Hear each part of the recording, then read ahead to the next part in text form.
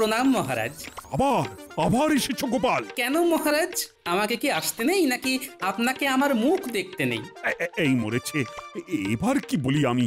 আমি শুধু ভাবছি বারবার তাড়িয়ে দেওয়া সত্ত্বেও গোপাল কেন আবার ফিরে ফিরে আসছে। আমার তো মনে হয় বারবার অপমানিত হতে।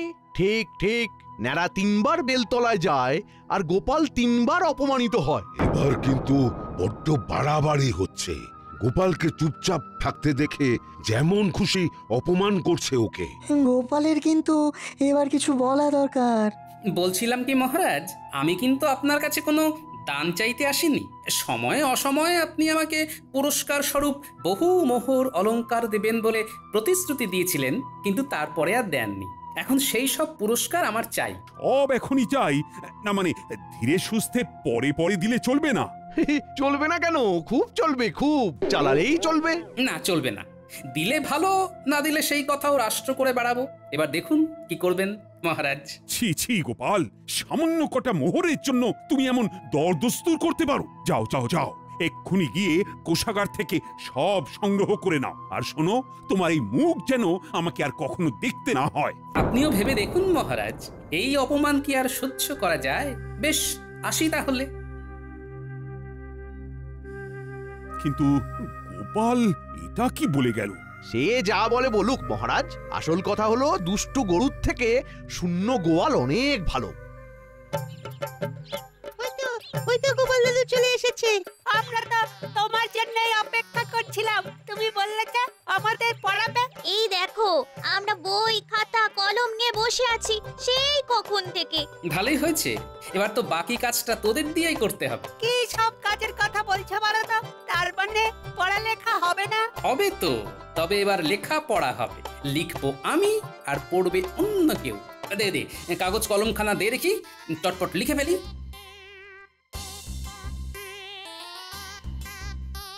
নে, এবার এই চিঠিখানা রাজবৈদ্যর হাতে তুলে দে গিয়ে, যা। আর শোন, একটা কথা তোদের কানে কানে বলি। কি বলছো কি গোপাল দাদু? দাদু যা বলছে ভেবে চিন্তেই বলছে নিশ্চয়ই। চল আমরা দাদুর কথা মতো কাজ করি।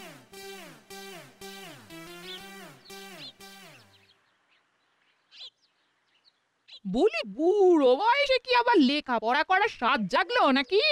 স্বাদ তো জাগে, কিন্তু সাধ্যে কুলোয় না গিন্নি। সে কি আর আমি জানি না। তবে ওদিকে কি খবর? মহারাজ কি নিজের ভুল বুঝতে পেরেছেন নাকি এখনো অন্য ঘরে রয়েছে? না, এখনো পারেননি, তবে আজ যা অপমান করেছেন তিনি আমায়, এরপরে বেঁচে থাকাই মুশকিল। কি আবোল তাবোল বলছো বলো তো তুমি? একটু জল খাবো, জল দাও না গিন্নি। সেটা ভালো করে বললেই হয়। দাঁড়াও, দিচ্ছি।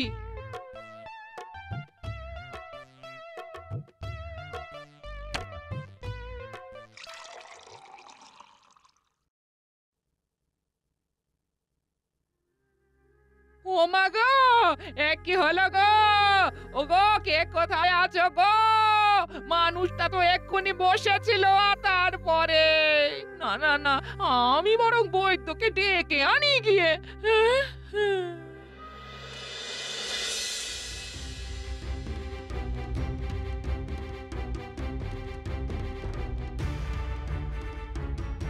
তখন থেকে তো অনেক পরীক্ষা করলেন, কিন্তু মানুষটা এখনো চোখ খুলে দেখছে না কেন?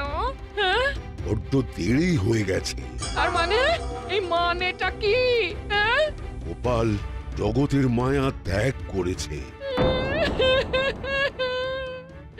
আমার সে কি কথা গো?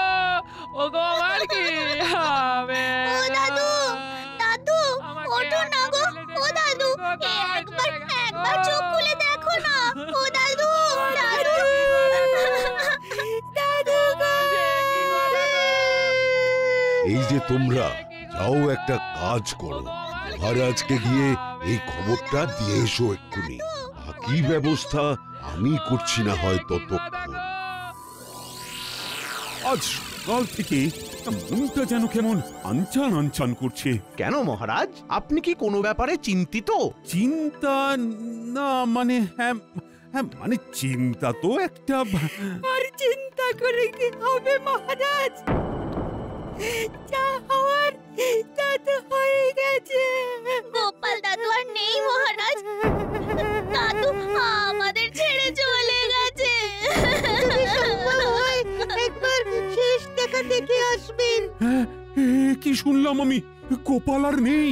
এমনটা তো একটুও ভাবতে পারিনি। আজ এ কি দুর্যোগ নেমে এলো এখানে, গোপাল আর নেই। এমনও শুনতে হবে। আমার তো মনে হচ্ছে মহারাজের কাছে অপমানের জ্বালা সহ্য করতে না পেরেই গোপাল হৃদরোগে আক্রান্ত হয়েছে। না না না, ব্যাপারটা ভালো হলো না। চলো চলো সবাই মিলে গোপালের বাড়ি যাই। হ্যাঁ হ্যাঁ হ্যাঁ, তাই চলুন মহারাজ। গোপাল আমাদের এতদিনের সাথী, গোপালের শেষ যাত্রায় আমরাই কাঁধ দেব না হয়।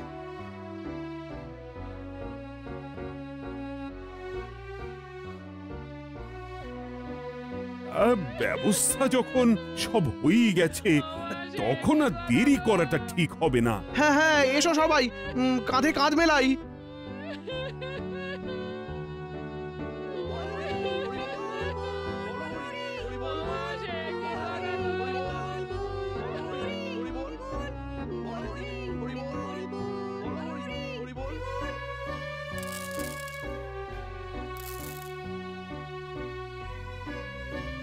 ও, এই দৃশ্য কিনা শেষে আমাকে দেখতে হলো, কিন্তু তবু আমার খুব জানতে ইচ্ছে করছে, বাচ্চারা থলি ভর্তি মোহর অলংকার সব ছড়াতে ছড়াতে যাচ্ছে কেন?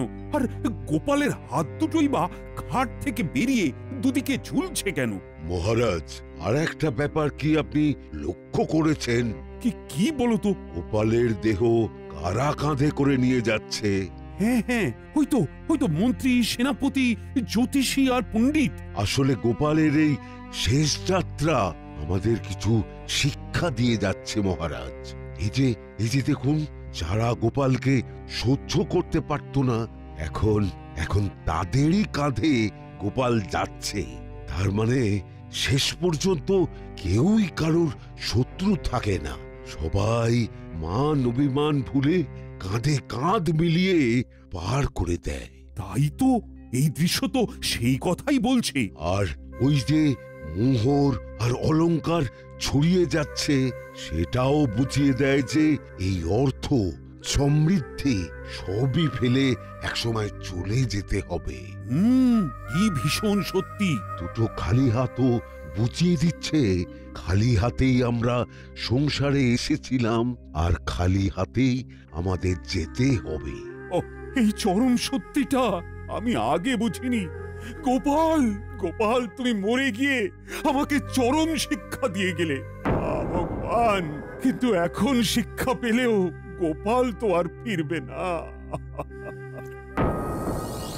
কে বলেছে গোপাল ফিরবে না? মহারাজ চাইলে গোপাল ফিরেও আসতে পারে, আর রাজসভাতেও যেতে পারে। তার মানে গোপাল, তুমি মারা যাওনি? দেখো গোপাল মরেনি। তবে সবটাই যে গোপাল ওই চিঠি লিখে আমাকে আগেই জানিয়ে গেছিল, সেটা তো আর মহারাজকে বলিনি। আরে দেখছেন কি, খাটটা এবার ঘর থেকে নামান।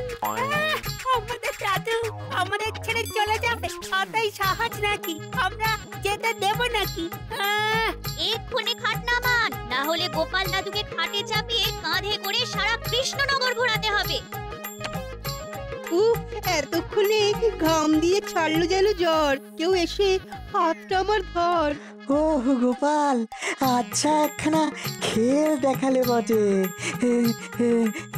খেল তো এবার আমি দেখাবো। হ্যাঁ, এই বুড়ো বয়সে তোমার হিম্মতি আমি বের করছি। মহারাজকে শিক্ষা দিতে গিয়ে এমন রসিকতা না করলেই চলছিল না। আর ঝেঁটিয়ে তোমার মাথা থেকে এই রসিকতার ভূত নামাবো। হ্যাঁ, এই ওরে বাবা রে, গেলাম রে। ছেড়ে দাও গিন্নি, এবারের মতো ছেড়ে দাও আমাকে। ওরে বাবা রে। সবাই গোপালের কাছে জব্দ, আর গোপাল গিন্নির কাছে।